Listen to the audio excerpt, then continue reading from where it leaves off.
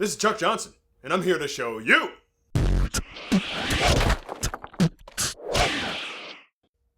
Yo, this is Chuck, and welcome to episode 18 of How to Defeat Dudes. So for this episode, we're going to be continuing our discussion about women's self-defense, and at the suggestion of YouTube user the Alamonte Films, we're going to be doing an episode on hair pulls, or how to get out of a hair pull. And just like in the last episode, we're going to have our wonderful co-host, bikini model and women's fitness expert, Miss Mona Onoue, helping us out. What's up, Mo? Why am I dressed like this? Oh, that was just a decision on the production side of things for the show. I thought you were the producer. Oh, yeah, that's mysterious. In Japanese, we have an expression for a mysterious situation like this. Really? What is it? あなたはスケベ. Anata wa skebe? No. As you're saying it, the grammar reverses, so you gotta say, 私はスケベ. Ah. Well, there you go, folks. There you have it.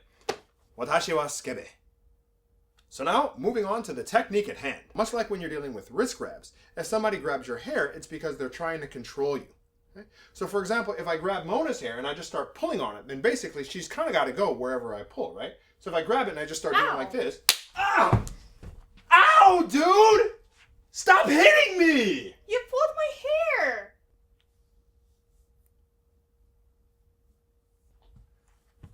So anyway, moving on. Now, if somebody grabs your hair, it's obviously because they're trying to control you. So the first thing you need to do is to stop them from having control. In order to show you how to do that, first I'm going to have Mona go ahead and grab my hair. Okay, grab my hair. Ow, ow, ow, ow, ow, ow, ow! So if Mona's got me by the hair here, now if I'm not holding on like this, then she can pull me pretty much wherever she wants to go, right? So what I do is I grab onto her wrist like this, so that I've got control of her wrist, so then even if she pulls, it's not going to hurt as much.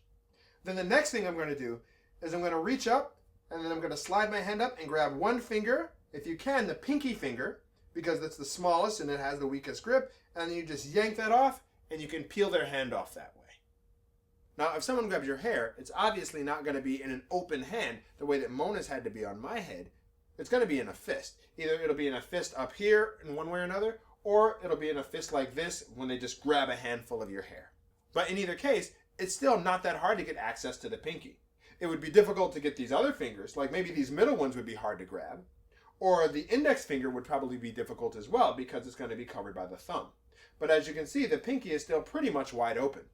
So the first thing that Mona would do is she'd reach up and she'd grab my wrist with the other hand so that I can't just jerk her all over the place. Now she's got a little bit of control, or she's blocking my having complete control.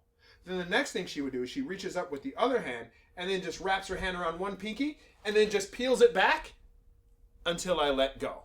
Or if I don't let go, she keeps peeling it backwards until it just breaks. Now the danger of this technique is that if Mona's got one hand here wrapped up around my wrist to stop me from jerking her around, and then the other one is working on the pinky, then obviously I've still got one hand free that I could hit her with. And she might be able to block it with her arm or something like that, but it could be hard. So one way around that is if she actually steps off to this side so that it can kind of neutralize the other arm, so that it's a lot harder for me to hit her that way. It's not a perfect solution, but it'll be helpful, and it's better than nothing. So now let's recap that technique one more time. So from here, I've got a grip on Mona. 1, she grabs my wrist so that I can't just jerk her all over the place. 2, she reaches up with the other hand and starts working the pinky. And then 3, while she's doing that, she steps off to that side to kind of neutralize the other hand while she can get the pinky off. So anyways, guys, that's it. That is the whole episode on hair pulls. Again, this is a relatively simple technique, but as with all of these techniques, unfortunately, none of them are perfect. That's simply the nature of martial arts. Okay?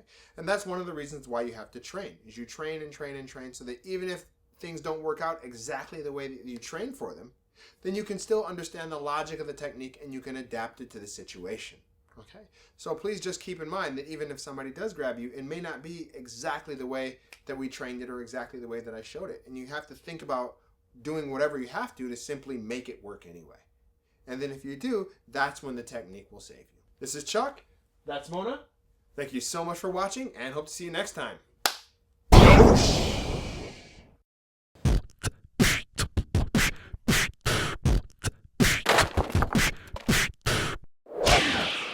I yank, then I can. Oh.